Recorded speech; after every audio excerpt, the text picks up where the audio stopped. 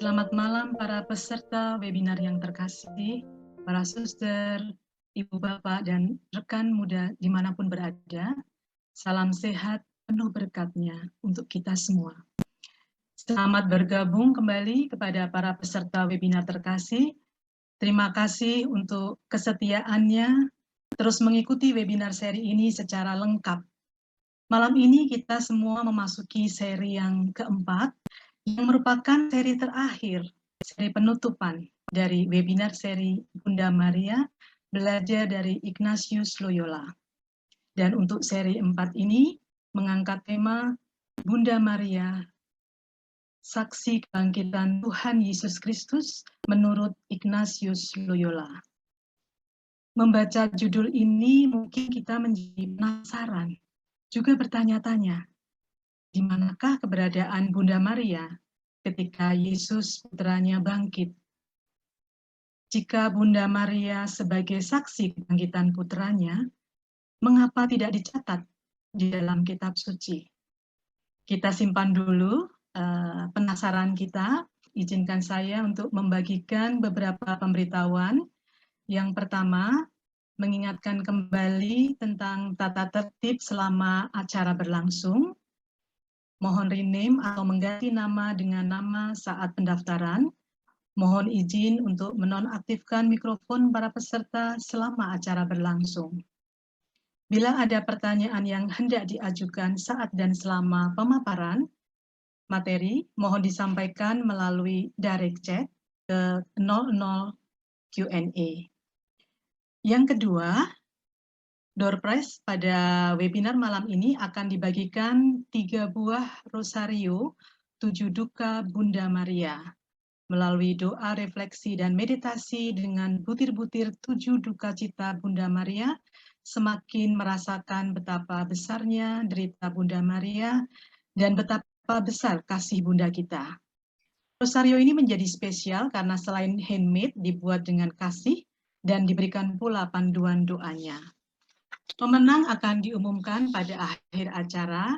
Pastikan para peserta mengikuti webinar ini hingga akhir, karena di akhir acara juga akan disampaikan pengumuman penting lainnya.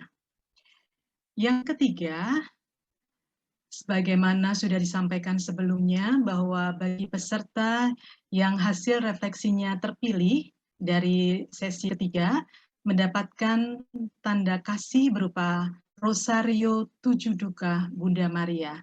Dan mereka adalah Ibu Agnes Srikandi dan Ibu Mulyati Sukirman. Kami mengucapkan terima kasih kepada para peserta yang telah mengirimkan hasil refleksinya, dan selamat bagi para peserta yang terpilih mendapatkan tanda kasih. Baiklah, para peserta webinar yang terkasih, marilah kita membuka acara webinar malam ini bersama-sama dengan doa pembuka yang akan dipimpin oleh Ibu Ingrid Sadikin. Silakan Bu Ingrid. Mari kita berdoa. Dalam nama Bapa dan Putra dan Roh Kudus. Amin. Santa Maria, Bunda Allah, kami bersyukur karena Allah telah membebaskan Engkau dari noda dosa sejak Engkau dikandung. Ia berkenan memperhatikan kerendahan-Mu dan mengangkat Engkau menjadi Ibu Sang Juru Selamat. Kami bersyukur pula karena Engkau telah menjadi teladan orang beriman. Dalam menanggapi panggilan Allah, Engkau menyerahkan diri segenap hati dengan berkata, "Aku ini hamba Tuhan, terjadilah padaku menurut perkataan-Mu." Ya Bunda, kami para putra-Mu sangat mencintai Engkau dan ingin mengikuti teladan-Mu. Mohonkanlah kami rahmat Allah, agar kami selalu berusaha melakukan kehendak Allah. Bunda yang penuh kasih sayang, kami serahkan kepadamu segenap acara kami malam ini. Sudilah Engkau selalu menyertai acara ini dari awal, pertengahan hingga akhir. Semoga kami semua menjadi anak-anak yang patuh kepadamu dan saling mengasihi dengan tulus hati. Ya Bunda, mohon bantu. Bukalah jalan iman bagi mereka yang belum mengenal Putra-Mu Yesus.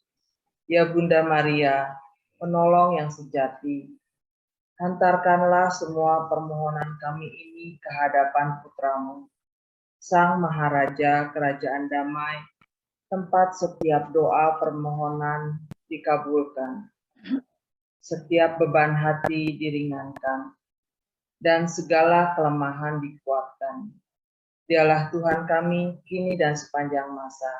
Amin. Dalam nama Bapa dan Putra dan Roh Kudus. Amin. Terima kasih doanya Bu Ingrid.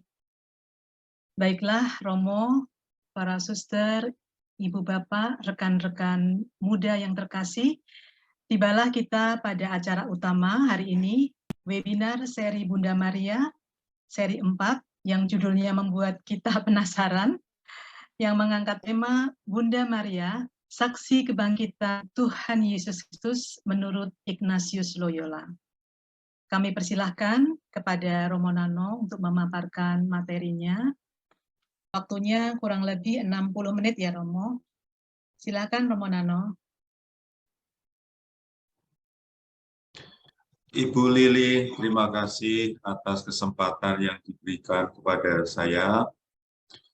Saudara-saudari yang terkasih, Bapak Ibu, selamat malam. Selamat hari Selasa malam. Ini Selasa malam yang keempat kita bertemu di tempat belajar bersama secara online ini. Pertama-tama saya mau mengucapkan terima kasih karena Anda terus mau hadir dalam proses belajar bersama ini. Ibu Tina Sarbunan, Pak Iwan Prasojo, Pak Kelana Wijaya, Esther Tanjung, Ibu Katrin Binuko, Yohana, dan lain-lainnya. Terima kasih banyak atas kehadiran Anda. Dan juga terima kasih karena beberapa dari Anda mengirim refleksi, Anda membagikan pengalaman pribadi, sehingga saya bisa ikut membaca dan juga belajar dari Anda. Terima kasih banyak. Ada satu catatan penting menurut saya ketika tadi melihat satu pengumuman dari Ibu Lili tentang Rosario 7 Duka Maria. Reaksi spontan saya itu begini. Kenapa ya Maria itu diidentikan dengan duka, penderitaan? Padahal Bunda Maria kan tidak hanya mengalami duka, penderitaan kan? 30 tahun dia menemani Tuhan Yesus, hidup bersama Tuhan Yesus dan yang lain-lain. Saya merasa Bunda Maria juga bergembira loh. Bahkan dia ikut pesta perkawinan di Kana, itu kan menyenangkan ya. Saya sendiri merasa perlu untuk mengajak teman-teman memperluas horizon bahwa Bunda Maria itu tidak hanya berduka. Ya betul, dia berduka. Tetapi seperti webinar malam hari ini, saya merasa Bunda Maria itu bersukacita. Senang sekali. Karena dia menjadi saksi kebangkitan Tuhan Yesus Kristus. Memang seperti tadi disebut oleh Ibu Lili, tidak ada di dalam kitab suci. Secuil huruf pun tidak ada berita atau kisah atau cerita Bunda Maria didatangi oleh putranya sesudah Tuhan Yesus bangkit. Itu tidak ada dalam kisah kitab suci. Karena itu saya merubah judul tema bahan belajar kita malam hari ini bukan sebuah pernyataan, tetapi pertanyaan. Lalu menjadi Bunda Maria itu saksi kebangkitan Tuhan Yesus Kristus yang benar. Menurut siapa? Benarkah gambar yang ada di dalam slide yang Anda lihat ini? Bunda Maria terkaget, bukunya terlempar karena dia didatangi oleh putranya yang bangkit. Benarkah ini? Apa dasarnya?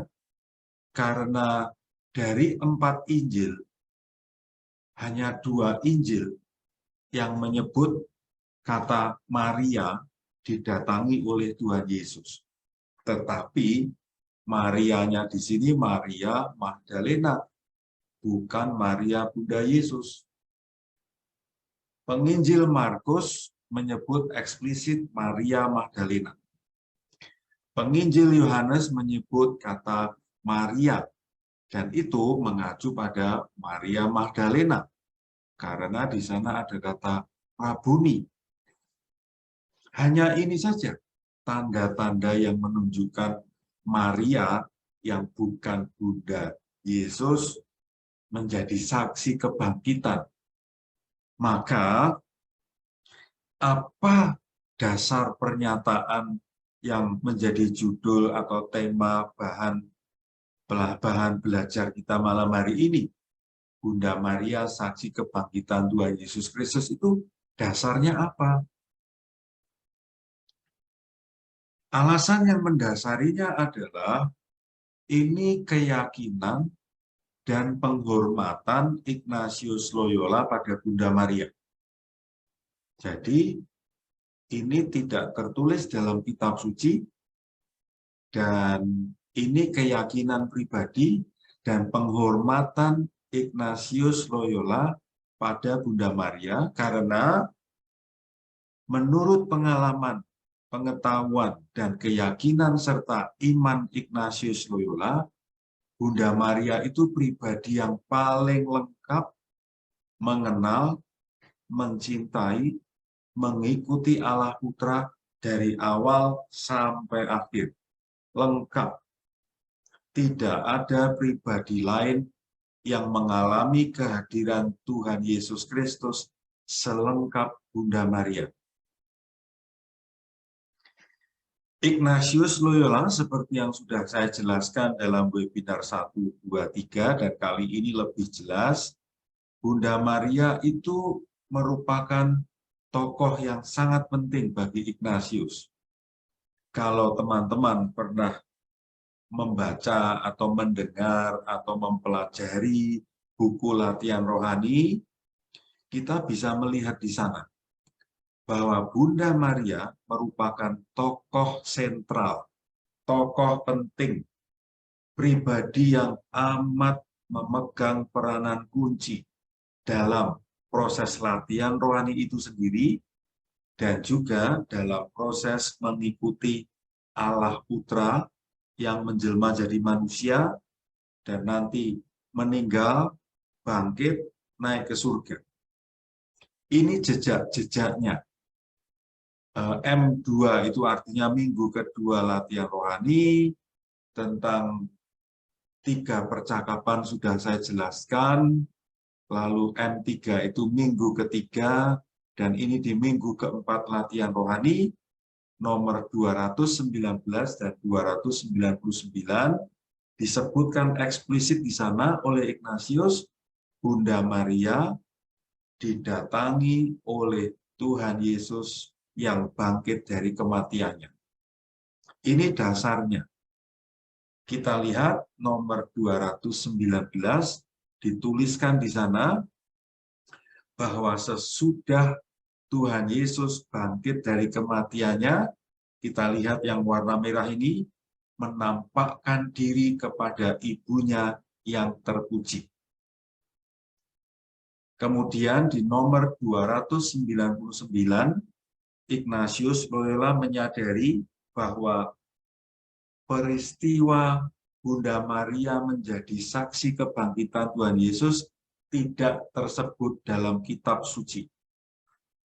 Tetapi seperti halnya bimbingan kitab suci sendiri, kita perlu menggunakan akal budi untuk memahami. Maka berdasarkan akal budinya itulah Ignatius Loyola menempatkan, meyakini bahwa Bunda Maria dikunjungi oleh Tuhan Yesus. Saudara-saudari, ini gambar apa? Dengan gambar ini saya mau mengatakan, puzzle-puzzle yang sudah tertata itu adalah kisah-kisah Bunda Maria mengikuti Tuhan Yesus Kristus sejak awal sampai akhir. Ya. Cerita lengkap tentang Bunda Maria. Nah, ada satu puzzle yang belum dipasang di situ. Dan puzzle itu adalah Maria dikunjungi oleh Tuhan Yesus yang bangkit. Sehingga gambarnya menjadi kurang lebih, kalau kisah Bunda Maria itu digambar lengkap, kurang lebih seperti ini lalu. Ini dia mendapatkan kabar gembira, lalu dia mengandung, bertemu dengan Elizabeth, melahirkan, kemudian harus mengungsi ke Mesir, kembali ke Nazaret, lalu ada kisah Tuhan Yesus berumur 12 tahun meninggalkan Maria dan Yosef dan ditemukan di Bait Allah. Ini Bunda Maria menemani Tuhan Yesus memanggul salib di Golgota. Ini Pieta yang terkenal, meninggal, dikubur, dan ini tempatnya. Saya sendiri akhirnya diyakinkan oleh pernyataan Ignatius Loyola ya, bahwa Maria dikunjungi oleh Tuhan Yesus. Tadi ketika saya melihat slide awal, ada kisah video singkat tentang bagaimana Maria mengandung, melahirkan, dan menimang-nimang bayi Yesus, itu saya membayangkan betapa dekatnya ya Bunda Maria itu dengan Yesus itu. Lah, wong dia berada di kandungannya 9 bulan 10 hari. Lahir sampai umur 30 ya kan, bersama Bunda Maria. Ibu-ibu pasti bisa merasakan karena ibu-ibu itu mempunyai putra-putri yang pernah dikandung, pernah dibesarkan, disusui, ditemani, dikeloni. Pasti punya kedekatan emosional yang sangat kuat antara ibu dan anak ini. Maka seperti Ignatius Loyola, saya pun meyakini, seyakin-yakinnya, pasti Tuhan Yesus yang sedemikian dicintai oleh Bunda Maria, pasti dia mendatangi bundanya sesudah kebangkitannya.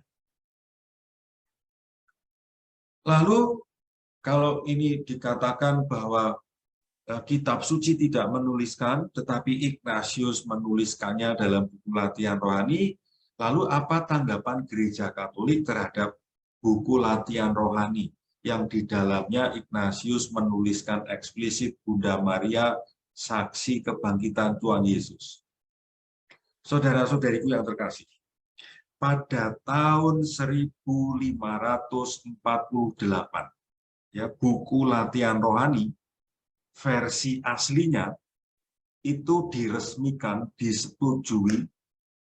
direstui oleh Gereja Katolik yang diwakili oleh Paus Paulus III. Paus Paulus III itu bernama asli Alessandro Farnese. Dia meresmikan buku latihan rohani. Artinya apa? Artinya Gereja Katolik yang diwakili oleh Paus Paulus III merestui keyakinan pribadi Ignatius itu. Dan juga dalam proses pembuatan buku latihan rohani itu, Ignatius itu selalu dikontrol, dicek, dicermati oleh lembaga resmi gereja yang memang tugasnya mengecek apakah buku latihan rohani ini isinya benar atau enggak. Dan dalam proses itu akhirnya endingnya adalah pada tanggal 31 tahun 1548 buku latihan rohani dicap jeglek resmi, boleh. Nah, Paus Paulus yang ketiga ini juga yang 8 tahun sebelumnya itu meresmikan pendirian Serikat Yesus sebagai sebuah ordo.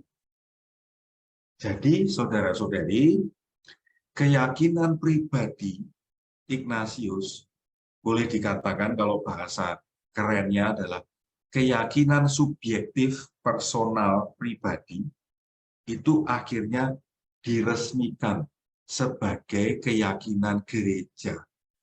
Karena yang meresmikan, yang menyetujui adalah pimpinan tertinggi Gereja Katolik. Saya kira ini menjadi sah, resmi, menjadi keyakinan Gereja Katolik. Memang sesudah Ignatius atau sebelum Ignatius itu ada beberapa tokoh-tokoh lain yang meyakini hal yang sama, yaitu Bunda Maria dikunjungi oleh Tuhan Yesus sehingga menjadi saksi kebangkitan Kristus. Ada beberapa tokoh lain, salah satunya adalah Paus Paulus yang kedua. Nah, saya kira saya tidak mau berlama-lama dengan kebenaran tentang pernyataan di sebelah kiri ini. Saya kira ini sudah sah, resmi. Yang menurut saya jauh lebih penting adalah kebenaran bahwa Bunda Maria saksi kebangkitan Tuhan Yesus Kristus itu artinya untuk kita sekarang ini apa? Menurut saya ini jauh lebih penting. Dan saya mau menunjukkan tiga arti penting realita, kebenaran, peristiwa, kisah Tuhan Yesus sesudah kebangkitannya mengunjungi Bunda Maria. Arti yang pertama, saya merasa kita perlu menempatkan Bunda Maria secara tepat. Seperti tadi saya singgung di bagian awal presentasi saya. Kadang-kadang kita terlalu berfokus pada Bunda Maria yang berduka terus. Padahal Bunda Maria juga punya sisi lain. Bunda Maria yang bersukacita, Bunda Maria yang aktif bergerak, Bunda Maria yang terus mengikuti Tuhan Yesus dengan setia, Bunda Maria yang menjadi mediasi doa. Maka saya merasa tergerak untuk mengajak teman-teman semua. Mari kita meneladan Ignatius Loyola dalam hal menempatkan Bunda Maria pertama-tama sebagai guru. Seperti hanya guru-guru di sekolah-sekolah kita itu, guru yang mengajari, guru yang membuat wawasan kita berkembang, guru yang membuat kita menjadi lebih pintar, guru yang mengajari kita itu untuk berpikir, guru yang mengajari kita untuk menganalisis. Dan juga kata kunci kedua menurut saya adalah teladan, contoh, patron. Bunda Maria itu teladan mengikuti Allah sejak awal sampai akhir. Apakah Bunda Maria selalu mendapatkan kejelasan karena dia yang mengandung Allah Putra? Tidak. Bunda Maria, saya yakin Bunda Maria pun tidak pernah setiap harinya mengalami kejelasan besok Allah mau apa. Tidak. Saya kira Bunda Maria pun sering mengalami ketidakjelasan. Misalnya setelah mendapat kabar gembira, dia tidak akan pernah tahu bahwa dia harus melahirkan di Bethlehem. Dia pasti juga kaget, syok. Nggak habis berpikir kenapa harus mengungsi ke Mesir. Karena ada ancaman dari Raja Herodes membunuh anak bayinya itu. Dia juga tidak pernah tahu ke depan akan terjadi apa. Tidak pernah tahu. Tetapi dia yakin, percaya, ikut apa yang dibimbingkan oleh Tuhan lewat hati nuraninya, lewat malaikat yang membimbingnya. Dalam hal inilah, saudara-saudariku, kita perlu menempatkan Bunda Maria sebagai teladan, contoh, patron, untuk membantu kita menjadi murid Tuhan Yesus Kristus. Seperti halnya Bunda Maria juga menjadi murid Tuhan Yesus Kristus. Di satu sisi, Tuhan Yesus itu adalah anaknya.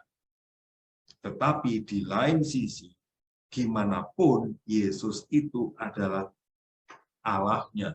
Maria, saya sangat yakin, Maria sadar hal itu.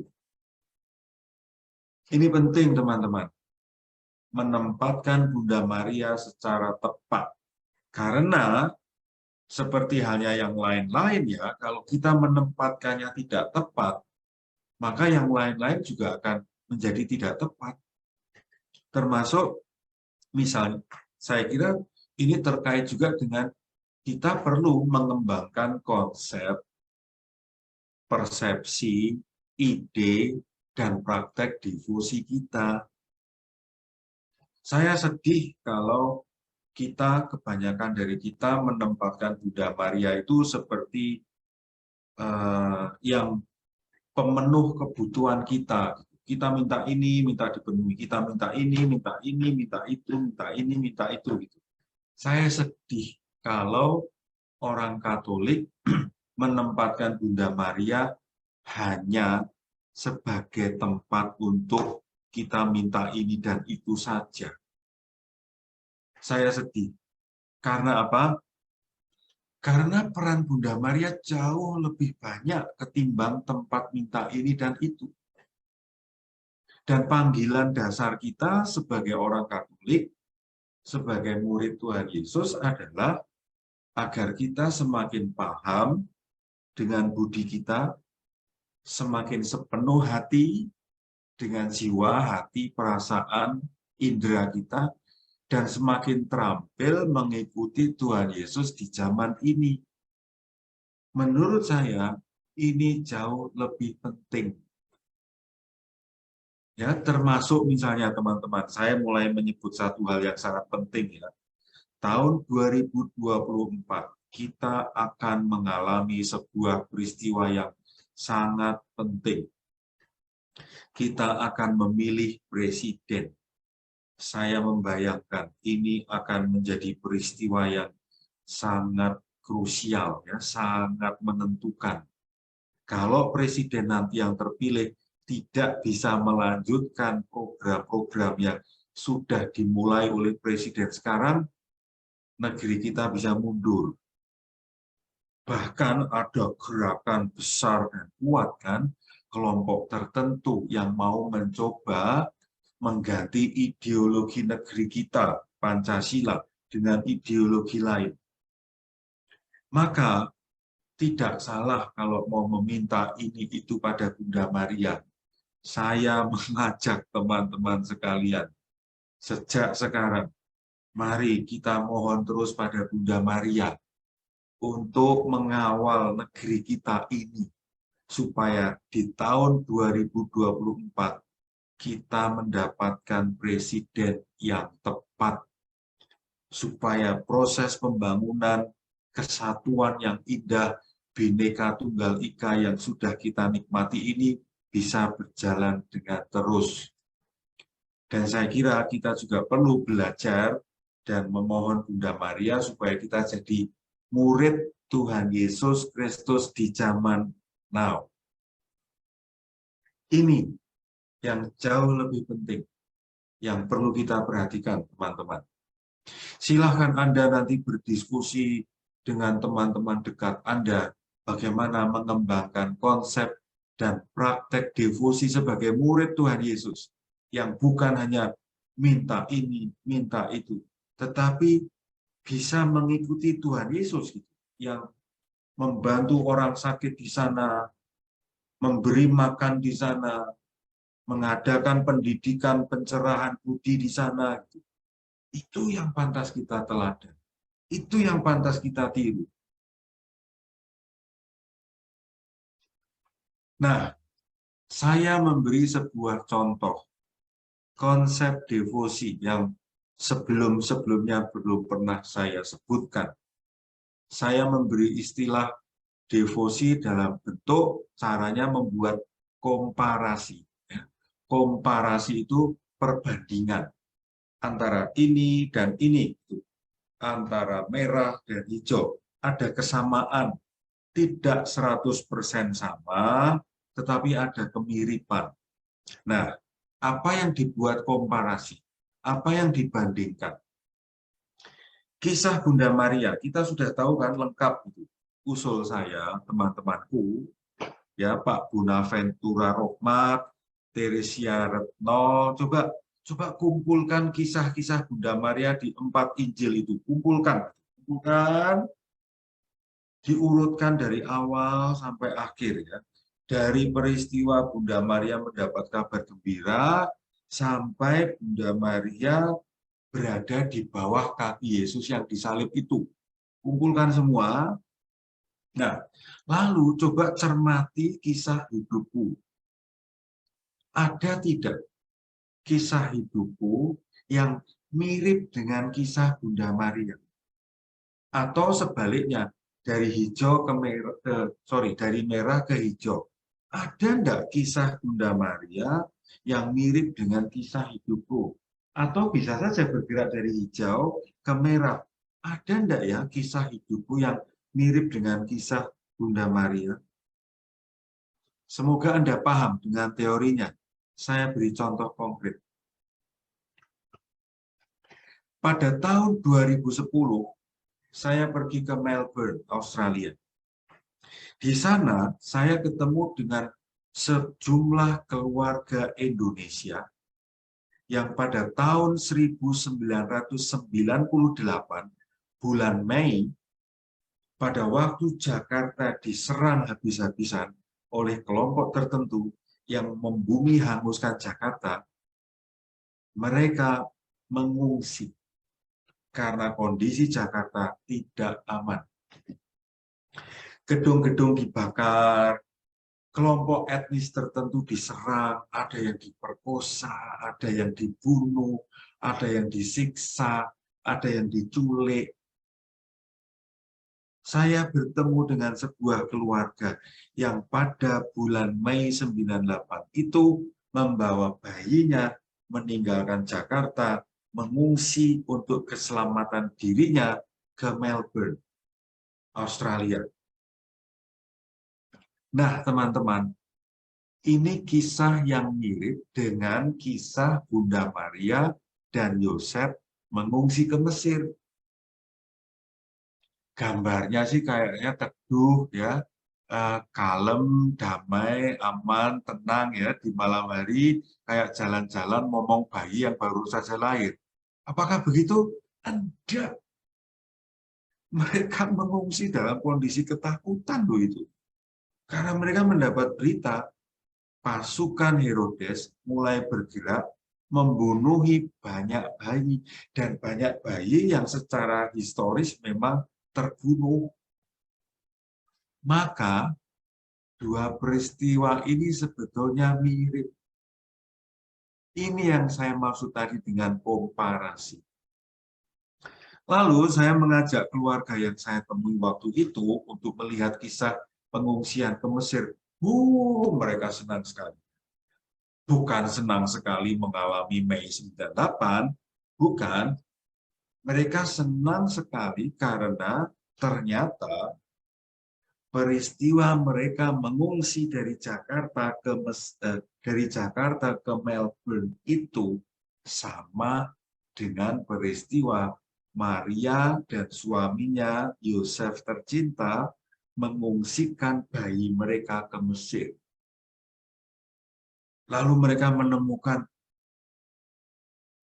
haleluya, Tuhan menyertai kami, sehingga kami selamat sampai di Melbourne. Dan saya bertemu ada yang di Sydney, ada yang di Brisbane, ada yang di Darwin, dan pasti ada di tempat-tempat yang lain. Tuhan melindungi mereka. Seperti halnya Allah Bapa melindungi bayi Yesus, serta ibu dan ayahnya. Nah, ketika mengalami Mei 98, mereka tidak berpikir Tuhan ada di mana. Ketika mereka melihat pengungsian di Mesir ini, mereka sadar, Tuhan hadir lewat momen menyelamatkan itu.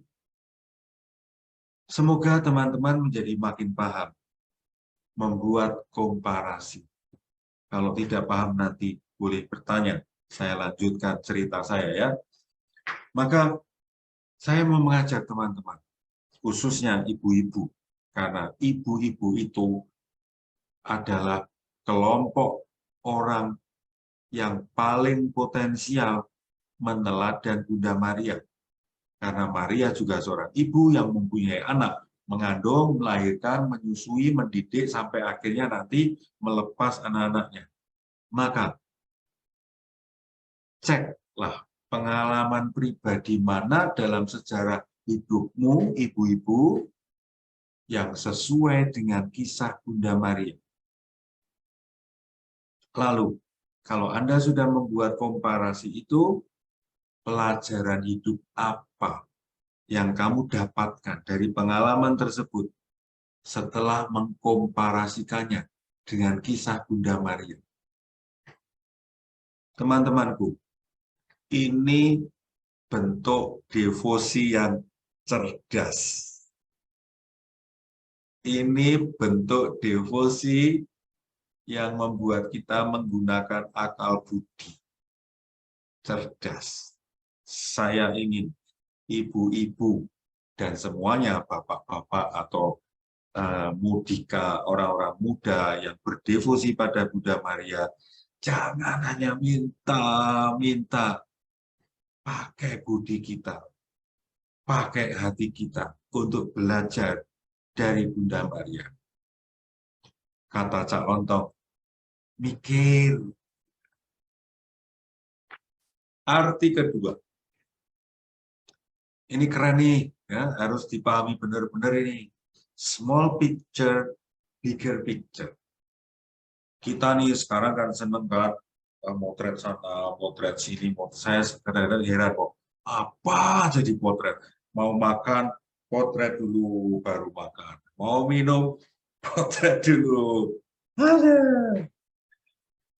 Oke, kita memotret sesuatu yang indah ya, segini, keren, dilihat terus gitu ya. Apalagi kalau yang dipotret itu adalah orang tercinta, dilihat terus ya.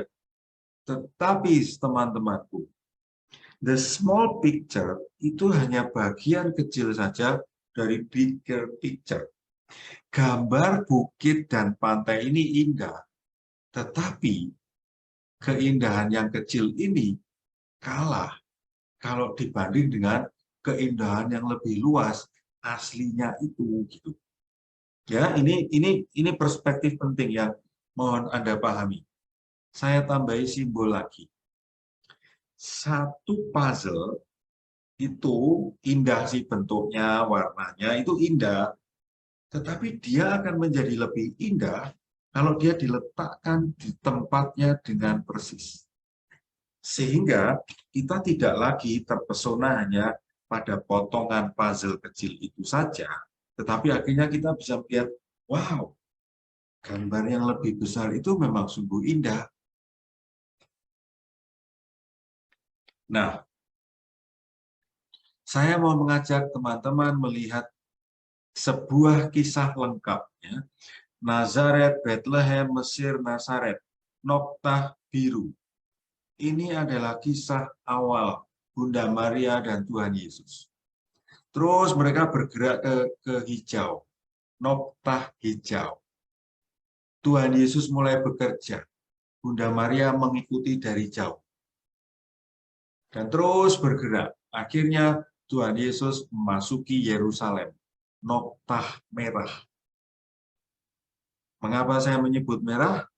Karena di sana ada peristiwa penangkapan, pengadilan yang tidak adil, penyiksaan, dan akhirnya Tuhan Yesus harus memanggul salib, mati di sana dengan cara yang tidak manusiawi, dan Bunda Maria kehilangan anaknya. Tragedi yang paling besar dalam sejarah manusia. Yesus dibantai dengan cara seperti itu. Tetapi saya mau mengajak teman-teman, ya, lihat noktah merah atau noktah hijau atau noktah biru, ini simbol-simbol satu potongan kisah. Satu potongan kisah. Kalau kisah ini dilepas, ya dia tidak punya makna. Tetapi kalau potongan ini, kalau noktah merah ini diletakkan pada gambar lengkap, maka lalu dia mempunyai arti. Kalau satu potong kisah berdarah, Yesus mati dan jenazahnya, badannya yang hancur lebur ini digendong Maria, dan akhirnya dia dikuburkan. Kalau hanya ini saja yang terjadi, saya tidak mau jadi orang Katolik. Sekali lagi, kalau hanya ini saja, noktah merah ini, saya tidak mau jadi orang Katolik. Mengapa? Endingnya tidak happy ending. Endingnya gelap, kematian, penderitaan. Nggak enak banget. Ya, satu potong. Kalau kita berhenti di satu potong kisah noktah merah, kisah berdarah ini, kita nggak akan happy dalam hidup ini. Untung karena Maria yang memapah jenazah Yesus atau Pieta ini berkelanjutan dengan kisah ini. Nah, ini kisah yang kita bicarakan yang pokok malam ini, kan? Mungkin nggak sih Tuhan Yesus nggak mendatangi Bunda Maria? Menurut saya kok nggak mungkin, ya. Pasti, maksud saya, pasti Tuhan Yesus mendatangi Bunda Maria. Pasti ya, kisah ini, potongan merah ini pasti bergerak ke sini. Maka pelajarannya apa buat kita? Mari teman-temanku, kita mencoba melatih mindset kita bahwa satu kisah tidak pernah terlepas dari kisah sebelumnya atau sesudahnya. Satu kisah itu selalu terkait dengan kisah sebelumnya dan sesudahnya. Jumat Agung yang isinya kematian bukan gong akhir. Memang momen selanjutnya adalah hari Sabtu. Sering disebut Sabtu sepi. Sayangnya dalam liturgi kita, di hari Sabtu sore, kita sudah bernyanyi, haleluya, haleluya, Tuhan bangkit, Tuhan bangkit. Padahal kan dalam sejarahnya, realitanya, Sabtu itu seluruh hari Sabtu. Teman-teman, seluruh hari Sabtu belum ada kebangkitan. Baru hari Minggu pagi, baca saja di Injil, pagi-pagi buta pada hari Minggu, barulah Tuhan Yesus hadir dalam bentuk yang baru saat kebangkitannya itu. Nah, kalau hidup kita itu hanya Jumat Agung, lalu titik, saya tidak mau jadi orang Katolik. Oke, Sabtu deh. Kalau orang Katolik hanya meyakini sampai Sabtu sepi, saya juga tidak mau jadi orang Katolik. Untung iman kita bergerak terus sampai hari Minggu Paskah. Sehingga teman-teman, iman kita itu menjadi lengkap.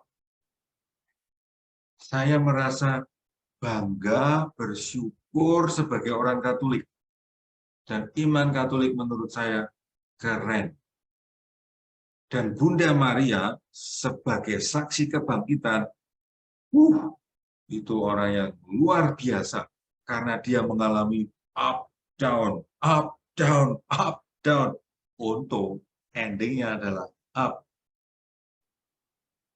Untung Bunda Maria mengalami Minggu Paskah didatangi oleh anaknya. Teman-temanku, kisah hidup kita itu juga sama loh seperti ini. Kadang-kadang kita mengalami Jumat Agung, menderita, kehilangan, terpuruk, nggak enak gitu. Masih belum berakhir, masih ada Sabtu sepi. Mana nih Tuhan kok nggak ada gerakan-gerakan sama sekali nih. Cermati. Jumat Agung dan Sabtu sepi bukan ending. Karena pasti ada hari Paskah, ada hari kebangkitannya.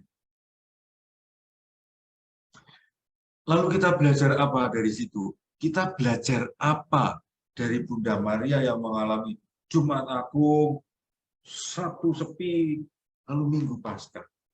Kita bisa belajar apa? Saudara-saudariku, beberapa hari terakhir ini ya, 2 minggu terakhir ini saya itu mendengar kabar beberapa teman dekat saya itu meninggal.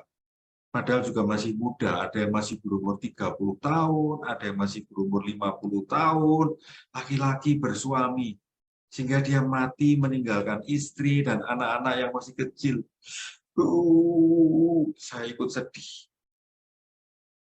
Dan saya bisa membayangkan istri-istri mereka ini yang meninggal, suami-suami yang meninggal muda ini ya, saya bisa paham mereka terhenti pada kisah tertentu karena kehilangan orang yang dicinta. Berhenti. Bahkan saya bertemu dengan beberapa orang, teman dekat yang masih mager karena kehilangan ayahnya, ibunya, suaminya, istrinya. Berhenti. Masih ada duka yang mendalam. Kalau dalam bahasa Inggris, kalau tidak salah istilahnya grief, masih berduka. Sudah lebih dari 1000 hari, masih berduka.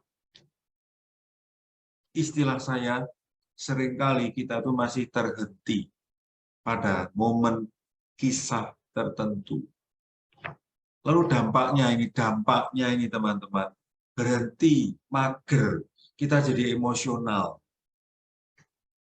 Dampak lebih lanjut nih, terhenti, nggak bisa berkembang, tidak bisa mengikuti dinamika selanjutnya. Masa lalu, kisah berat itu ya, noktah merah, titik hitam itu kayak membelenggu kita. Sehingga mau move on, enggak deh, kita berhenti. Atau, saya senang banget nemu gambar keren ini ya. Kita jadi berandai-andai, andai kata dia masih hidup, andai kata dia masih di sini, masih berandai-andai, masih ingin kembali ke masa lalu.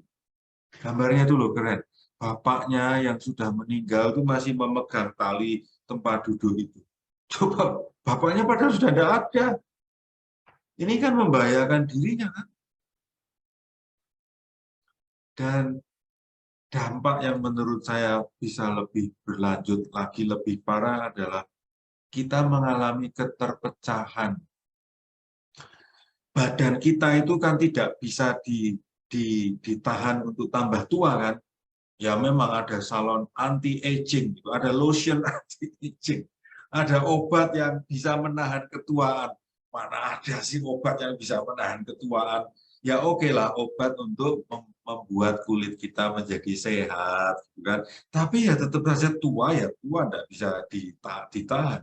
Titik puspa itu masih bisa kinclong gitu ya, tapi ya tetap aja lah, titik puspa udah nenek-nenek gitu.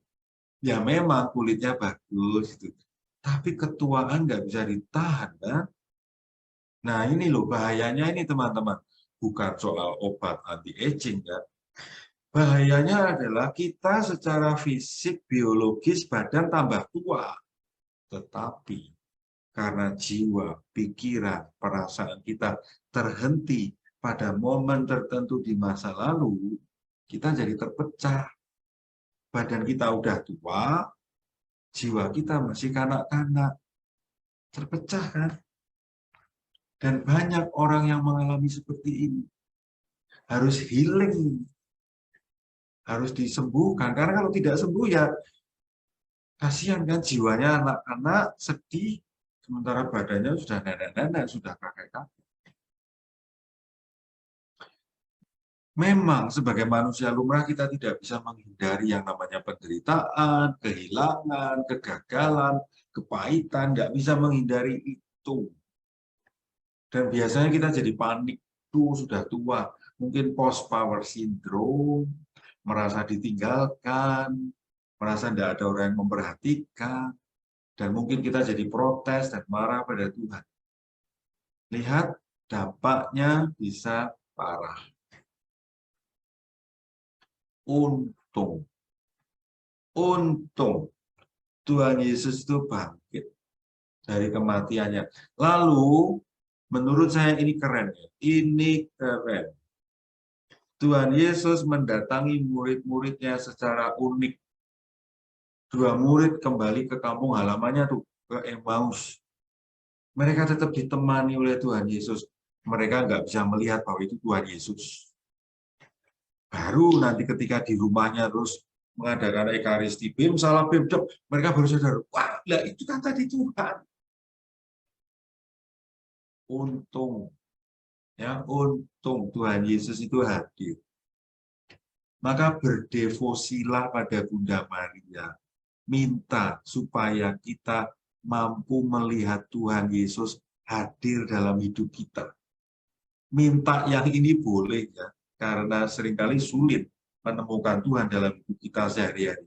Supaya kita bisa melihat, mohon pada Bunda Maria. Untung saja Tuhan kita itu orang yang sabar sekali. Ngeladeni murid-muridnya. Thomas yang tidak percaya itu. Nih, ayo, ini. Nih tanganku. Dan betapa berbahagianya Bunda Maria yang kehilangan putra yang dicintai. Dan lalu dia mendapatkannya kembali. Seperti pada waktu si Yesus itu masih kecil, umur 12 tahun. Dia sempat kehilangan 3 hari kan. Akhirnya, ya ampun, kamu ternyata di sini. Teman-teman, ini 2 gambar yang menarik. Mungkin ini simbolis ya. Bunda Maria kehilangan 3 hari anaknya, maka baru di hari ketiga dia nemu anaknya di bait Allah. Bunda Maria kehilangan anaknya 3 hari karena mati. Dan sesudah itu, dia bukan Maria menemukan Tuhan, bukan ibu menemukan anak, tetapi anak yang menjumpai ibunya. Keren ya? Bukan kita yang menemukan Allah, bro. Tapi Allah yang menemukan kita. Maka yang perlu kita lakukan adalah tetaplah berharap dengan penuh iman bahwa Tuhan pasti akan bertindak membantu kita, walaupun kadang-kadang terasa tidak ada yang bisa diharapkan lagi. Kita mesti belajar dari Bunda Maria. Tetap berharap, tetap waras, tidak kalah dengan rasa kehilangan, mager, berhenti. Tidak, tetap bergerak. Karena Allah yang akan menemui kita di saat yang tepat. Maka ini penting untuk Anda perhatikan, teman-teman. Adakah sebuah peristiwa dalam hidupmu yang membuat kamu terhenti? Kalau ada, temukan. Lalu coba cek kisah Bunda Maria yang mana yang bisa membantu menemukan makna dari kisah tersebut. Temukan maknanya supaya Anda bisa move on. Jangan mager terus. Life must go on. Tuhan pun mengajak kita terus bergerak, tidak mager, terhenti di satu momen saja. Arti ketiga, ini yang terakhir. Arti ketiga ini menurut saya, ini terkait dengan relasi ibu anak. Teman-teman, saya senang memilih gambar ini ya, karena suram. Warnanya abu-abu, gak ada ceria-cerianya sama sekali. Ibunya ya, anaknya gelap gulita, kelabu gitu ya. Saya kira ini salah satu nuansa dalam relasi ibu anak dimanapun ya. Tidak ada juga ya relasi ibu anak yang setiap hari ceria gitu. Tidak ada. Pasti ada saat-saat murung, muram, kelabu seperti ini. Dan Bunda Maria pun mengalami ini ya. Dia mengalami kehilangan. Dari situ saya mau mengajak teman-teman untuk membuat rekonstruksi yang menarik. Ya, rekonstruksinya begini. Ibu Maria cantik ya, dan anak-anaknya itu Yesus itu ya cute gitu ya, tapi nggak pernah disisir, rambutnya gembel gitu ya. Mungkin zaman itu nggak ada sisir ya. Kainnya ya ampun, bajunya ini jin tapi belel. Anyway, saya yakin teman-teman. Ini si anak laki-laki cute ini pasti dicintai oleh emaknya ini. Emaknya ini pasti mencintai anaknya ini. Maka saya sangat yakin Yesus sebagai anak laki-laki pasti mengalami dicintai oleh emaknya ini. Dan saya juga yakin seyakin-yakinnya cintanya bapaknya itu juga pasti besar sekali. Saya yakin. Dan mungkin juga anjingnya ini mencintai si bayi Yesus ini. Saudara-saudariku yang terkasih, saya yakin seyakin-yakinnya Yesus sebagai anak, sebagai manusia, pasti dicintai bapak dan ibunya. Dan pasti si bapak tukang kayu ini pasti pernah mengajari dengan penuh kasih bagaimana mengerjakan kayu, karena bapaknya ini tukang kayu kan, pasti. Saya yakin. Nah, saya yakin ya, anak yang hilang umur 12 tahun itu pasti juga dicintai emaknya. Dicari, begitu ketemu, ya ampun, dipeluk, kamu tuh kok ya pergi, nggak ngomong-ngomong, kok nggak WA. Terus jawaban Tuhan Yesus itu kan kurang ajar. Bukannya saya harus di rumah Bapakku. Kenapa kalian mencari aku? Bunda Maria sadar, ya ampun, iya ya, ini anak ajaib. Ini anakku tapi bukan anakku. Tapi saya yakin Bunda Maria mencintai anaknya itu. Gambar-gambar ini saya ambil dari potongan film Passion of the Christ. Dan saya yakin Bunda Maria adalah ibu yang sangat dicintai putranya. Karena itu sangatlah besar kemungkinannya dan mungkin hampir bisa dipastikan sesudah kebangkitannya, Tuhan Yesus, si anak laki-laki itu pasti menemui emaknya untuk mewartakan kebangkitannya dan menghiburnya. Ketika anak ini masih kecil, ibunya menghiburnya. Tanting, anakku yang kusayang. Ketika anaknya menderita, pasti ibunya juga menghibur. Dan anaknya juga menghibur ibunya. Dan sangat mungkin terjadi. Sangat mungkin dan saya yakin ini terjadi. Pada saatnya putranya mendatangi ibunya. Ibu, aku hidup lagi. Oke, lalu apa pelajaran penting bagi kita? Kita bisa belajar apa? Nah, teman-teman, ada seorang yang keren, nulis buku berjudul Ibuku. Cari buku ini, teman-teman. Cari. Karena dari situ kita bisa belajar. Saya sudah membeli buku ini dan saya sudah membacanya. Menurut saya buku ini keren. Buku ini bercerita tentang relasi ibu anak. Dan menurut saya buku ini keren karena relasi ibu dan anak itu ngeri-ngeri sedap. Saya menemukan kisah-kisah yang menarik di sana. Ada anak yang dibuang oleh ibunya untuk diasuh oleh kakek neneknya. Sehingga anak ini nggak pernah kangen pada ibunya. Dia lebih kangen pada neneknya. Bahkan dia bertanya pada ibunya, mengapa engkau membuangku? Ada ibu yang garing. Kalau di rumah semua suasana keluarganya krik, krik, krik, krik. Ibunya nggak kreatif. Ada ibu yang ya ampun, ya Allah, ya Rabbi, kasar, kejam, memukuli, menghukum, memasukkan ke WC, dikunci. Ya ampun, ibu macam apa ini? Ada ibu yang kekeh. Kalau aku ingin kamu begini, kalau kamu tidak begini, kamu tidak menyayangi ibu.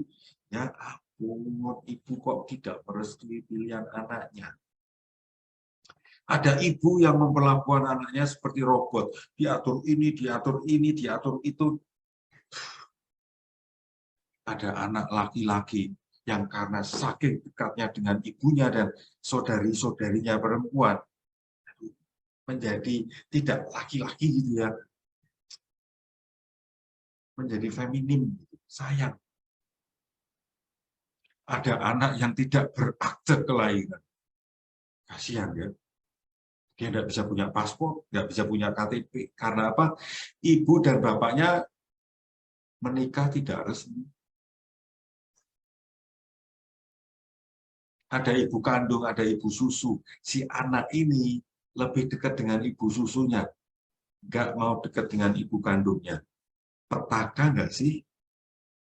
Ada ibu yang pergi meninggalkan anaknya. Kok tega ya? Nah, itu kisah-kisah yang menarik. Di buku ini ya, buku ini keren ya. Coba teman-teman cari buku ini, baca. Yang penting baca ya, bukan soal membeli buku ini.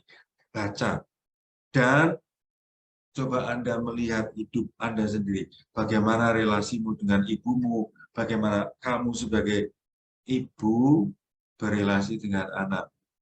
Karena teman-teman, gimana pun ada anak-anak yang mau melupakan ibunya juga. Anak-anak melupakan ibunya. Pasti ada penyebabnya. Anak-anak nggak kangen pulang. Karena dia tahu di rumah dia tidak akan merasakan kehangatan, kasih sayang. Ada banyak anak yang mengalami seperti itu. Maka pertanyaan refleksi ini saya ulang. Ini pernah saya munculkan. Mengapa saya ulang? Karena ini penting. Sebagai anak, perasaan dominan apa yang ada dalam dirimu terhadap ibu? Bila kamu masih terluka oleh ibumu, apa yang akan kamu lakukan untuk ibumu? Bila kamu merasa sangat dicintai oleh ibu, apa yang akan kamu lakukan untuk ibumu? Dan apa yang bisa kamu teladan dari Bunda Maria? Teman-teman, ini bagian akhir dari cerita saya. Sampai di sini kita sudah belajar dari peristiwa sekian menit ya, secara historis BM itu Bunda Maria, saksi kebangkitan Tuhan Yesus Kristus. Kita sudah belajar bagaimana menempatkan Bunda Maria dengan tepat agar devosi kita juga berkembang dengan baik. Kita juga sudah belajar a small picture in the bigger story. Dan kita juga sudah belajar bagaimana pola-pola relasi ibu dan anak. Semoga Anda belajar sesuatu dari cerita ini, dan di bagian akhir saya mau mengajak Anda untuk mari berdevosi pada Bunda Maria dengan cara mengikuti detail kisah hidupnya. bagaimana sang bunda ini harus menemani anaknya yang menderita. Bagaimana bunda ini menghabiskan air matanya karena kehilangan putra yang dicintainya. Dan akhirnya dia bergembira karena anaknya kembali hidup. Mari kita berdevosi pada Bunda Maria dengan cara mengikuti detail kisah hidupnya, agar kita makin cerdas memaknai hidup kita. Jangan lupa, nanti ada 4 webinar lagi di masa Advent. Mari bergabung terus untuk belajar dari Mas Gaspar menyambut Sang Penyelamat. Terima kasih banyak teman-teman atas perhatian Anda semuanya. Semoga ada hal-hal yang menarik perhatianmu dan membuat teman-teman berkembang dalam berdevosi pada Maria dan lebih-lebih beriman pada Tuhan Yesus Kristus. Terima kasih banyak. Waktu saya kembalikan lagi pada Ibu Lili. Wow, luar biasa Romo Nano. Keren habis. Kita kasih reaction dong buat Romo Nano. Apa? Tepuk tangan? Hati? Keren Romo, keren banget Romo. Keren sekali Romo. Jadi saya juga setuju dengan Romo Nano, yakin bahwa Bunda Maria memang didatangi oleh Tuhan Yesus. Karena mereka antara Bunda dan anaknya relasi yang sangat dekat sekali. Dan tadi Romo juga mengajak kita, jangan mager ya Romo ya, terhenti atau berhenti di satu momen saja, hidup harus bergerak, life must go on ya Romo ya, luar biasa. Jadi noktah merah yang berisikan penderitaan dan kematian, bergerak menjadi kebangkitan. Dan Katolik kita memang keren, luar biasa. Dan sekali lagi terima kasih ya Romo. Dan bagi para peserta dari Romo juga di akhir slide, mengundang kita semua bahwa nanti akan ada webinar seri masa Advent belajar dari Ignatius Loyola. Tentu menjadi momen yang sangat tepat untuk mengisi waktu Advent kita dengan belajar dari Ignatius Loyola. Terima kasih Romo Nano berkenan menyediakan waktu untuk memberikan pembelajaran. Dan sekali lagi kami mengundang dan mengajak para peserta webinar terkasih untuk menyediakan waktu setiap Selasa pada jam yang sama 19.30 sampai dengan 21.30 WIB. Untuk tanggal webinar nanti ikuti di WA Group, terus informasi yang akan dibagikan di sana. Jadi tetaplah berada di WA Group, jangan live group ya. Baiklah para peserta webinar yang terkasih, sebelum melanjutkan sesi Q&A, Romo kalau boleh mohon izin nanti minta waktu ya Romo, sekitar mungkin 6 menit, karena ini sesi terakhir, sesi 1, 2, 3, dan 3 udah kita lewati, dan 4 kali baru saja kita ikuti juga. Kami mengundang dari para peserta untuk membagikan apa yang didapatkan ketika mengikuti webinar Bunda Maria ini, seri Bunda Maria secara lengkap. Nanti kita kasih kesempatan kepada 2 orang peserta. Itu ya Romo ya, boleh ya Romo? Silakan. Baik Romo dan para peserta webinar yang terkasih, mari kita lanjutkan dengan acara berikutnya, sesi Q&A. Baik Romo, kita akan mulai dengan sesi tanya jawab. Pertanyaan pertama ya Mo. Selamat malam Romo, maaf saya masih bias untuk keyakinan bahwa Yesus mengunjungi Maria setelah kebangkitannya. Karena di Lukas 8, Yesus mempertanyakan siapakah ibuku? Padahal seperti Romo katakan namanya anak pasti ada kedekatan emosi dengan ibunya. Tetapi Yesus mengatakan hal itu terhadap Maria, ibunya di depan umum. Terima kasih. Menurut saya, ketika Tuhan Yesus itu berkarya dan dia mengatakan, siapa ibuku? Pada waktu Bunda Maria mendekati Tuhan Yesus yang sedang bekerja itu, menurut saya itu bukan pernyataan kurang ajar Yesus mau melupakan ibunya. Saya menilai itu Tuhan Yesus sedang mendidik semuanya. Para muridnya, orang-orang yang mendengarkannya, termasuk ibunya. Tuhan Yesus mau memperluas horizon iman. Tuhan Yesus mau memperluas pemahaman bahwa yang namanya saudara kandung, orang tua itu tidak melulu hanya ikatan biologis. Tetapi ada ikatan lain yang juga kuat dan mungkin bisa lebih mendasar, yaitu ikatan iman. Orang-orang yang seiman, orang-orang yang melaksanakan kehendak Tuhan dengan tulus itu akhirnya bisa menemukan sebagai ini saudara, ini ibuku, ini bapakku. Dan dalam perjalanan hidup saya mengamini apa kata Yesus itu ya. Saya meninggalkan keluarga karena masuk menjadi anggota serikat Yesus. Saya mendapatkan yang dikatakan Tuhan Yesus itu. Saya mendapatkan 100 kali lipat. Dan salah satu kelompok saudara-saudari saya itu ya teman-teman yang membackup saya acara ini. Mereka luar biasa itu. Teman-teman saya ini yang membackup ini. Saya tidak mencari, mereka juga tidak mencari saya. Kami dipertemukan ya pada waktu belajar spiritualitas Ignatian dan saya merasa saya bisa mengandalkan teman-teman ini dalam berkarya, bekerja, mewartakan Injil, mewartakan, menyebarkan spiritualitas Ignatian. Saya menemukan kebenaran yang dikatakan Tuhan Yesus.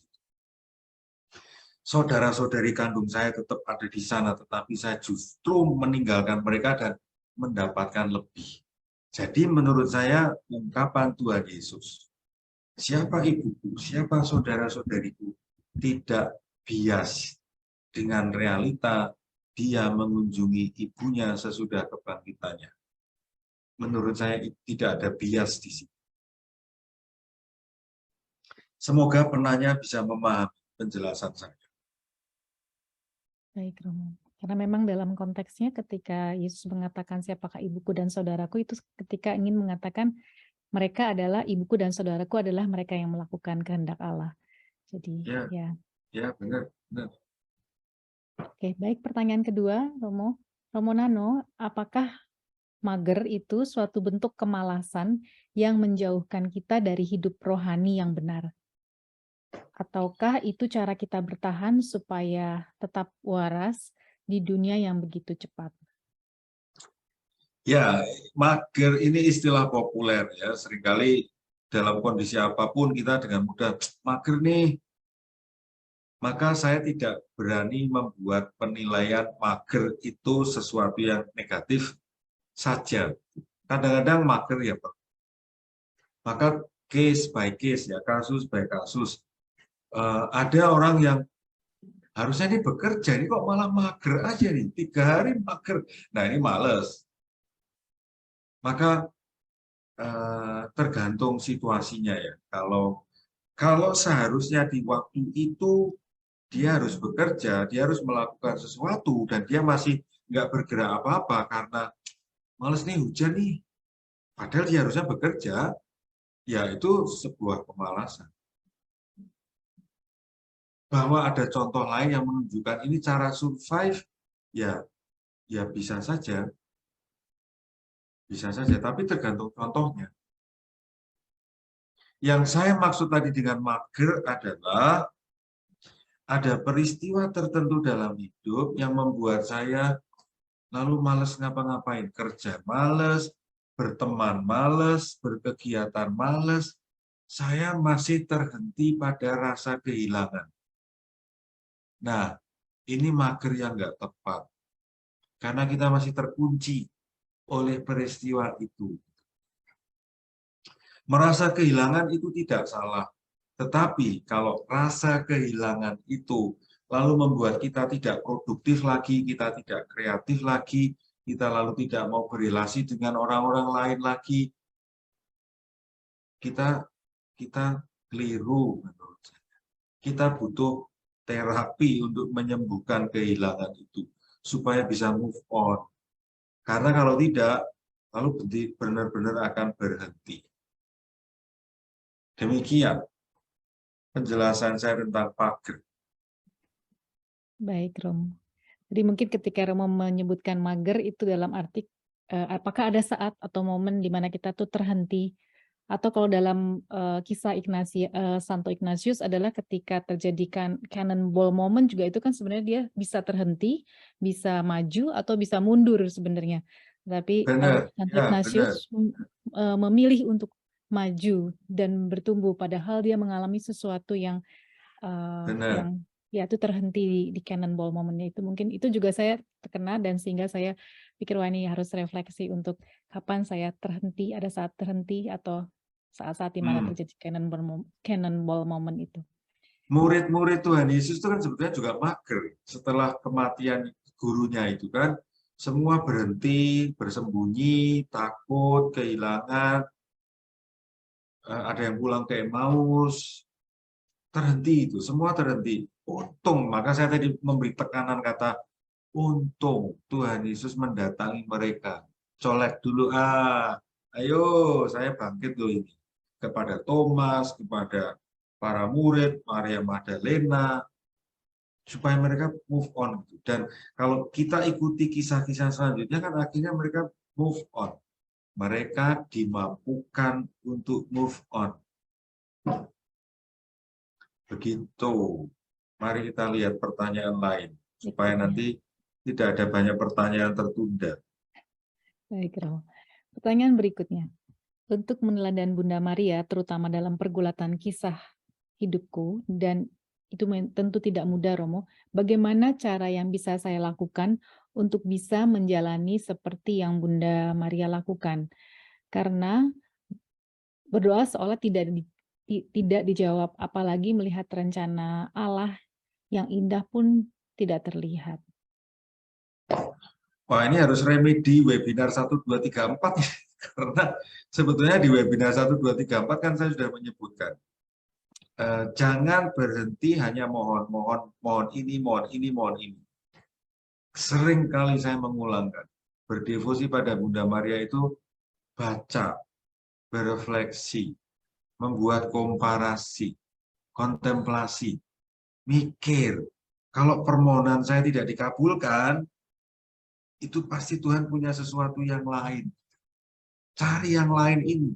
Jangan berhenti, Tuhan kenapa ini tidak dikabulkan? Ya, kita tidak akan berkembang.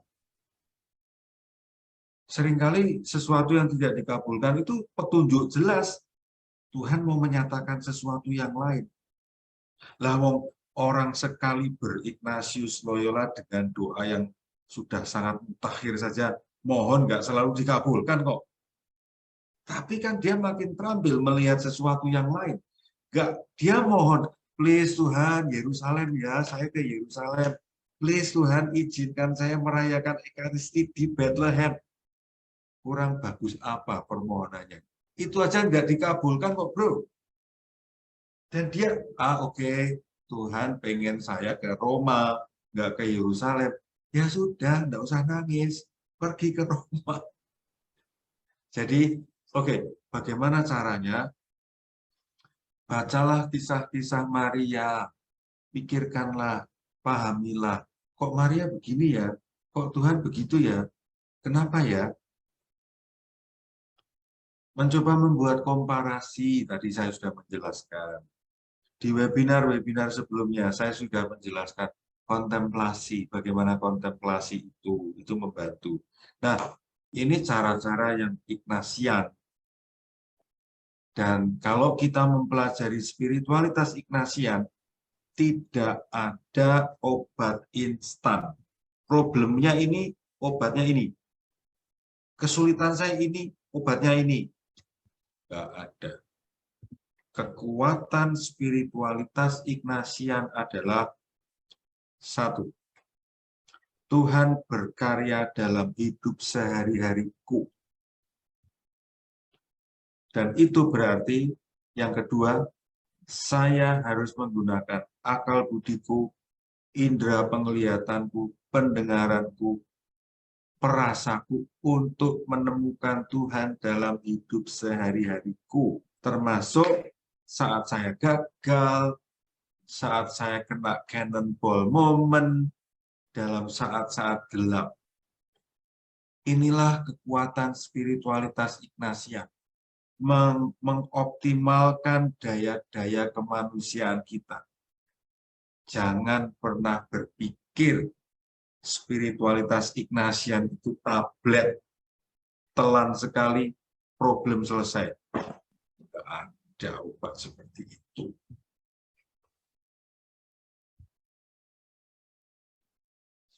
Sorry kalau saya agak tegas dalam hal ini ya.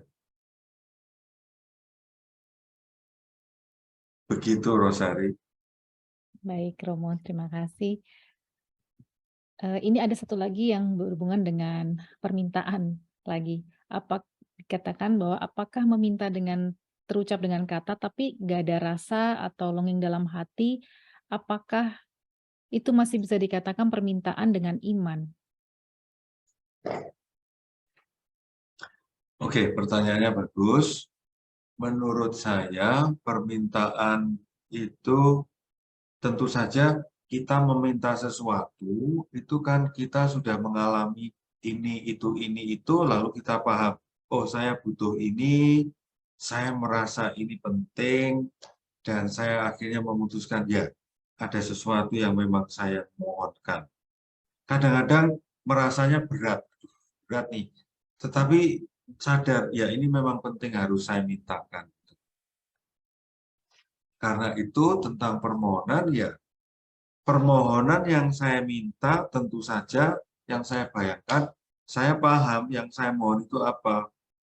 Dan saya merasa akhirnya oke dengan yang saya mohonkan. Gitu. Kalau saya tidak paham yang saya mohonkan, saya tidak punya mood memohonkan itu, ya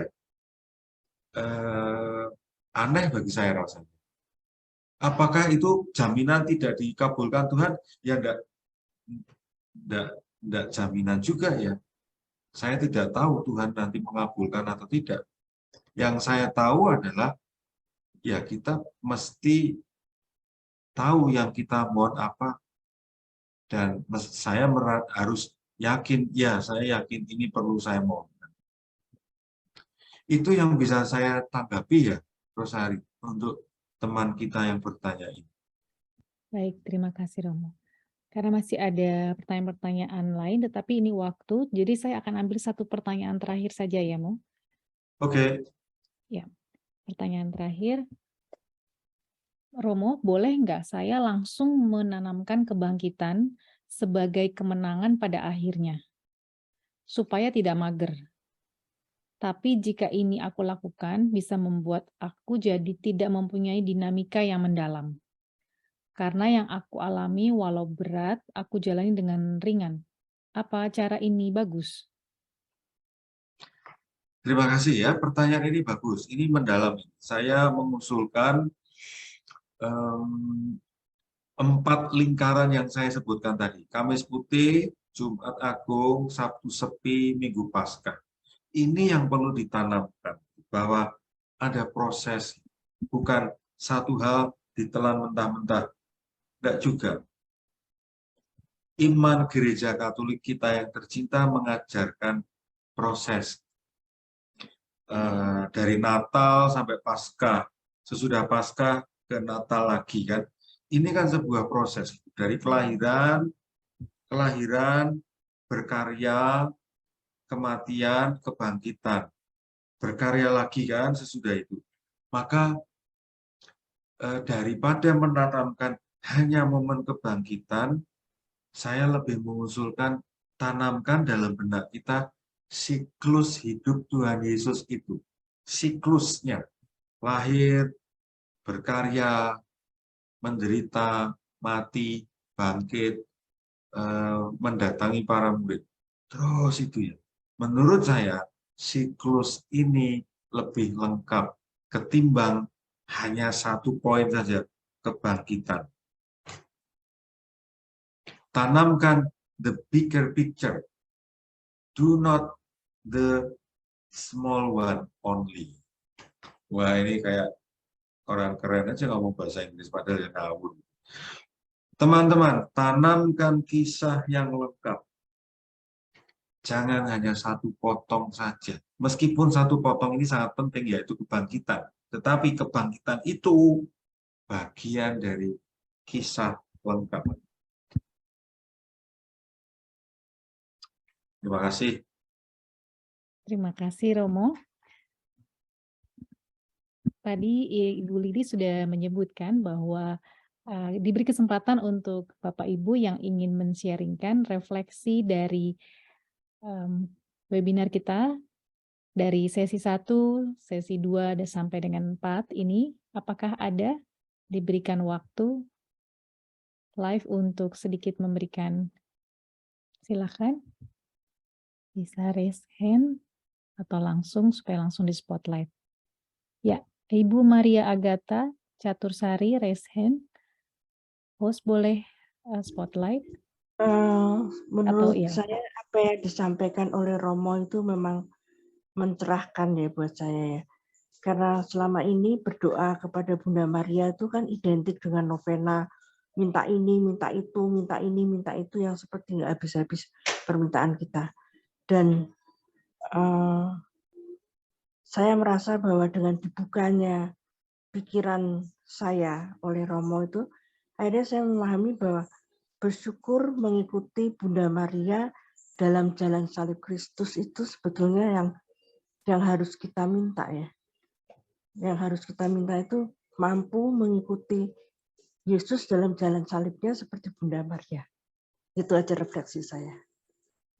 Baik, terima kasih. Ya betul ya, jadi mengikuti Bunda Maria makin lama justru malah harus semakin berkurang minta-mintanya, tetapi semakin meneladani Bunda. Ya baik, mohon maaf saya masih di luar jadi tidak terlihat wajah saya. Selamat malam Romo Nano. Saya bersyukur sekali malam hari ini bisa join di Zoom ini, dan saya adalah seorang ibu yang termasuk yang disampaikan Romo tadi, bahwa pada saat berdoa bersama Bunda Maria banyak sekali mintolnya begitu, minta tolong maksudnya. Namun di balik semua itu saya juga sering memohon rahmat yang istilahnya itu yang membuat saya lebih peka lagi. Dan malam hari ini saya diteguhkan bahwa memang tidak hanya approval yang cepat untuk sampai ke Yesus kalau lewat Bunda Maria, tetapi masih banyak hal yang bisa kita sampaikan di dalam doa-doa kita. Saya hanya menyampaikan bahwa banyak peneguhan-peneguhan yang sudah Romo Nano sampaikan, dan ini menguatkan saya untuk semakin berdevosi lebih dekat lagi. Begitu saja Romo, terima kasih panitia. Berkat dalam.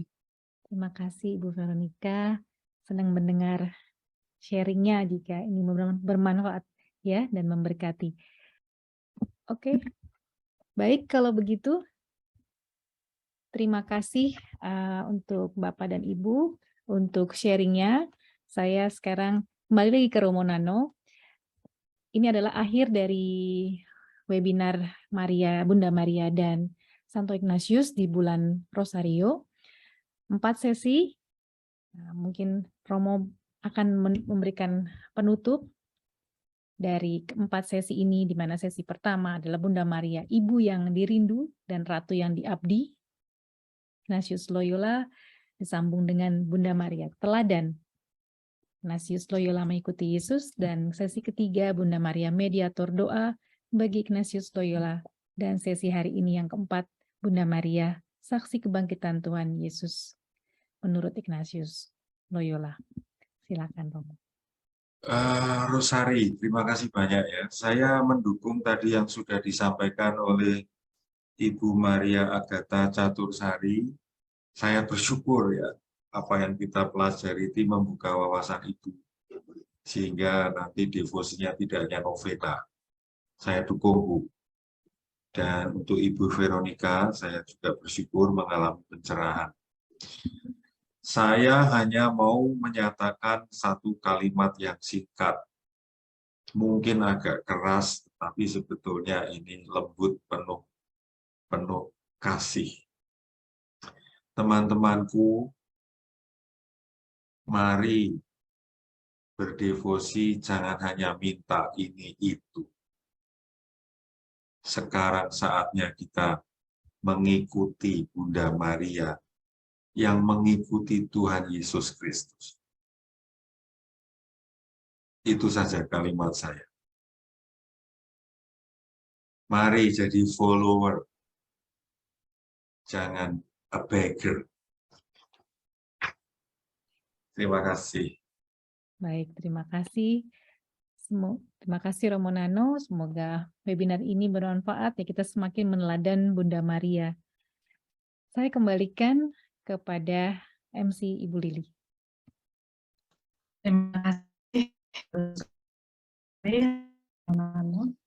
Sekali lagi kami mengucapkan terima kasih pada Romo Nano yang telah selalu semangat Romo memberikan pembelajaran untuk kita yang tentu sangat bermanfaat untuk kita semua. Dan terima kasih juga kepada para peserta webinar yang dengan setia terus mengikuti pembelajaran ini hingga sesi 4. Dan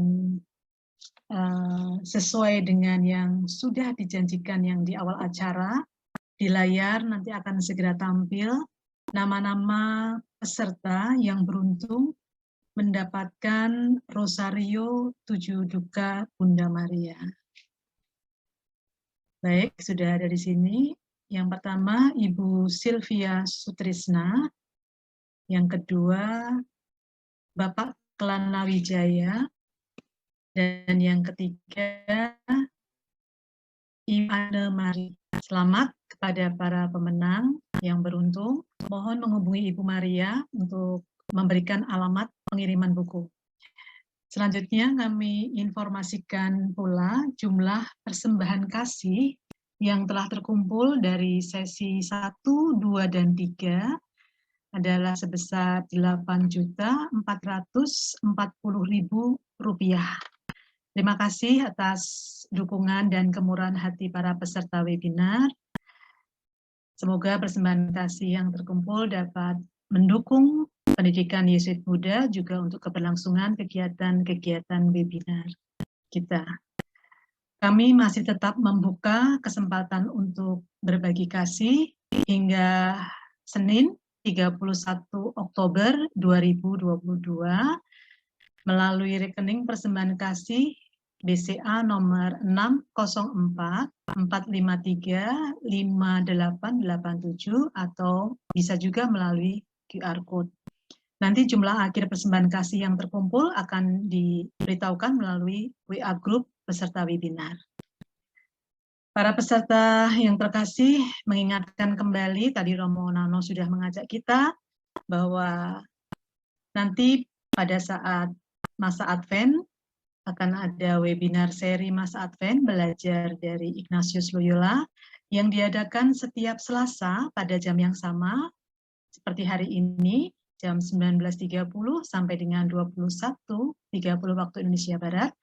Tanggal webinar nanti akan diberitahukan melalui WA Group peserta webinar.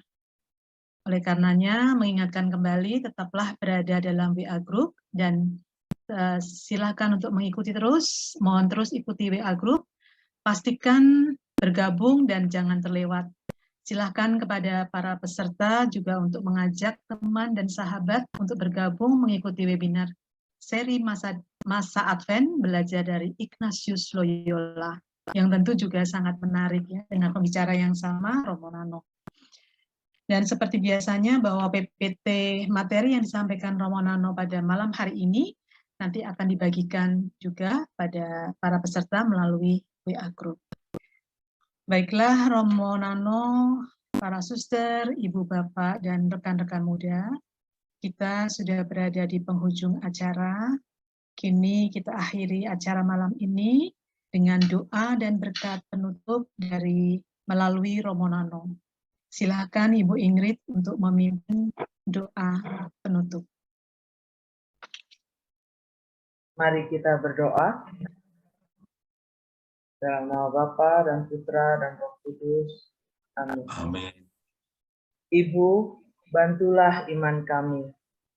Buka telinga kami untuk mendengar firman Tuhan dan untuk mengenali suara dan panggilannya. Bangkitkan dalam diri kami keinginan untuk mengikuti jejaknya, untuk pergi dari tanah kita sendiri dan untuk menerima janjinya. Tolonglah kami untuk dijamah oleh kasih-Nya, agar kami dapat menjamahnya dalam iman. Bantulah kami untuk mempercayakan diri kami sepenuhnya kepadanya, dan untuk percaya pada kasih-Nya, terutama pada saat-saat pencobaan, di bawah bayang-bayang salib, ketika iman kami dipanggil untuk menjadi dewasa. Taburlah dalam iman kami sukacita dari yang bangkit. Ingatkan kami bahwa mereka yang percaya tidak pernah sendirian. Ajari kami untuk melihat segala sesuatu dengan mata Yesus, agar Ia menjadi terang bagi jalan kami. Dan semoga terang iman ini selalu bertambah dalam diri kami, sampai fajar dari hari yang abadi itu, yaitu Kristus sendiri, Putramu, Tuhan kami. Silakan Romo. Saudara-saudari yang terkasih, kita sekalian, keluarga kita, orang-orang yang kita cintai dan yang mencintai kita, semoga senantiasa dibimbing, diberkati, dilindungi Allah yang Maha Kuasa, dalam nama Bapa dan Putra dan Roh Kudus. Amin. Terima kasih semuanya. Terima kasih Romo Nano. Terima kasih Romo. Terima kasih Romo Nano. Ibu Bapak. Sampai ketemu nanti di webinar berikutnya. Terima kasih Bapak. Terima kasih Romo Nano. Terima kasih Romo Nano. Sampai ketemu lagi. Terima kasih Romo Nano. Terima kasih Romo Nano. Terima kasih panitia. Sampai ketemu lagi. Sampai ketemu lagi. Romo Nano. Terima kasih. Rosari dan Billy, terima kasih. Terima kasih. Sama-sama. Panitia. Amin. Rosari, terima kasih Bu Rosari. Terima kasih Pak Iwan. Romo. Terima kasih teman-teman panitia. Terima kasih Bu Romo Nano, inspiratif.